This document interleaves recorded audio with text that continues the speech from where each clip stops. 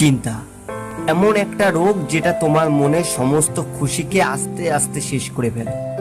চিন্তায় ডুবে থাকা মানুষ কখনো কোনো ভালো কথা থেকেও খুশি পায় না। একটাই ব্যাপার নিয়ে সবসময় ভাবতেই থাকে। এইরকম মানুষ ভাবে যে সমস্ত কিছুর ভার আমারই কাঁধের ওপর, আমি ধ্যান না রাখলে সমস্ত কিছু বিগড়ে যাবে। কিন্তু এটা ভুল। পরিবারে যদি কোনো একজন মানুষ চিন্তা করে তাহলে তার প্রভাব পুরো পরিবারেই পড়ে। এইরকম বাড়িতে কেউই খুশি থাকতে পারে না। তারপরে এইরকম মানুষদের ধীরে ধীরে এটাই অভ্যাসে পরিণত হয়। একটা সত্যি কথা বলবো তোমাকে, হয়তো তুমি মানবে না, আবার নাও ভালো লাগতে পারে। বর্তমানে তোমার কাছে চিন্তার মতো অত কিছু নেই যতটা তুমি করো। কেউ কেউ বলে তুমি কি জানো আমার লাইফের ব্যাপারে। লাইফ যেমনই হোক বন্ধুরা, কিন্তু যদি তুমি তোমার সমস্যার সমাধান না বের করতে পারো তাহলে তুমি নিজেই তোমার সমস্যা। If you can't solve the problem, you are the problem. কথাটা ভালোভাবে বোঝো। আয়নার সামনে যাও আর নিজেকে দেখো। তুমি নিজেই তোমার প্রবলেম, নিজেই তোমার চিন্তা। মানে তুমি সেই সব জিনিস নিয়ে চিন্তা করছো যা তোমার হাতে নাগালেই নেই। আমার ছেলে বড় হয়ে কি করবে, পরীক্ষায় যে কি রেজাল্ট হবে, এইসব ঠিক করা তোমার হাতের নাগালের মধ্যে? এসব চাইলেও তুমি ঠিক করতে পারবে না।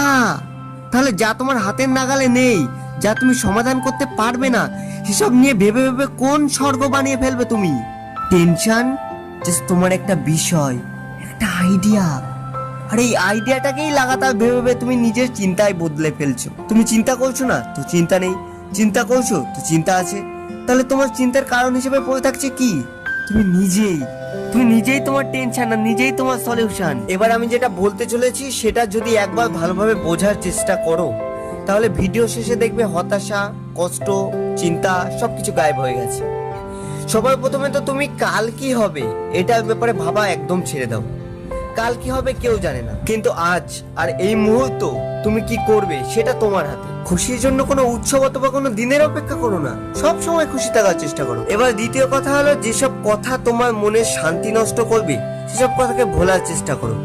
যে তোমাকে বুঝবে না তাকে অত বোঝানোর চেষ্টা করো না, সে তোমাকে কখনোই বুঝবে না। অনেক খেয়াল রেখে ফেলেছো তুমি অন্যের, অনেক পরোয়া করে নিয়েছো।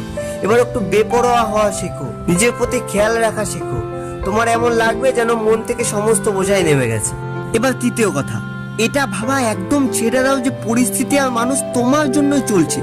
পরিস্থিতি আর মানুষ দুনিয়াতে কখনো কারোর উপর নির্ভর করে চলে না। তুমি মরে গেলে কি তারা মরে যাবে? তখন তোমার ধারে অন্য কেউ হয়ে যাবে, অন্য কেউ তোমার ওই ভূমিকা পালন করবে। বন্ধুরা, পৃথিবীতে কারোর জন্য কোনো কিছু থেমে থাকে না। তাহলে কেন এত সব ফালতু কথা চিন্তা করে করে নিজের অশান্তি নিজে তৈরি করছো? এবার একটা গুরুত্বপূর্ণ কথা হলো, সমস্ত ব্যাপারে নিজের দায়িত্ব নেওয়া ছাড়ো। এটা ভেবো না যে সব তোমাকেই করতে পড়তে হবে, সব তোমাকেই দেখতে পড়তে হবে। একটা সত্যি কথা শুনে নাও, আজ তুমি থাকার আগেও সব চলছিল, তুমি না থাকলেও সব কিছুই চলবে।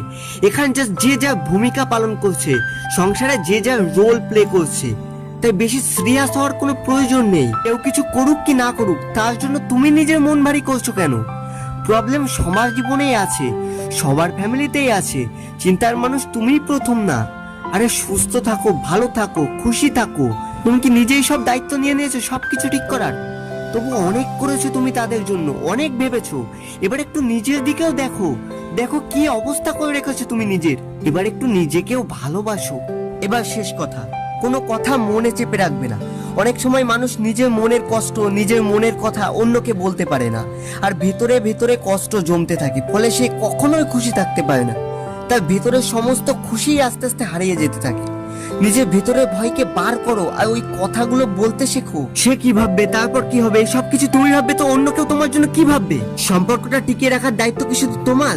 তার সামনে ভালো হওয়াটা কি শুধু তোমার দায়িত্ব? তা না। যদি তার কারণে তোমার মন খারাপ, তোমার মন দুঃখী, তো ভেতরে ভেতরে এত চিন্তা ভাবনা করার থেকে ভালো যে তুমি খোলাখুলি কথা বলতে শেখো। মনে রাখবে, যতক্ষণ তুমি কথা বলবে না ততক্ষণ তোমাদের সম্পর্কের কথা ভালোভাবে এগোবে না, কমতি কিছুটা রয়েই যাবে। সম্পর্ক সামলানোর চক্করে তুমি আবার নিজেকেই শেষ করে ফেলো না। তোমার ভয়ের কারণে তোমার জীবন আর যে তোমার নিজের মানুষ তারও জীবন নষ্ট হয়ে গেছে।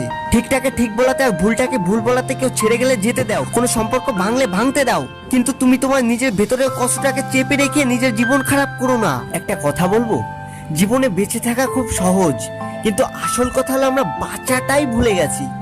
কোনো অ্যাঙ্গেল থেকে আমাদের দেখে মনে হয় যে আমরা খুব খুশিতে বেঁচে আছি, এরকম মনে হয় যে আমরা মরে তো যাইনি, বেঁচেই আছি। না, এটাকে বেঁচে থাকা বলে না। জীবন তো এমনি একদিন শেষ হয়ে যাবে, তাহলে কেন এত ভারী হয়ে বাঁচবে তুমি? তোমার সব থেকে বড় দায়িত্ব নিজেকে খুশি রাখো। জীবনের প্রতিটা মুহূর্ত, প্রতিটা সেকেন্ড খুশিতে কাটাও। এটাকে এইরকম ফালতু চিন্তার মধ্যে ডুবিয়ে দিও না। তাই সব সময় খুশি থাকো, নিজের সন্তানকে, নিজের পরিবারকে, সবাইকে খুশি রাখো, আর চিন্তাকে নিজের জীবন থেকে দূর করো।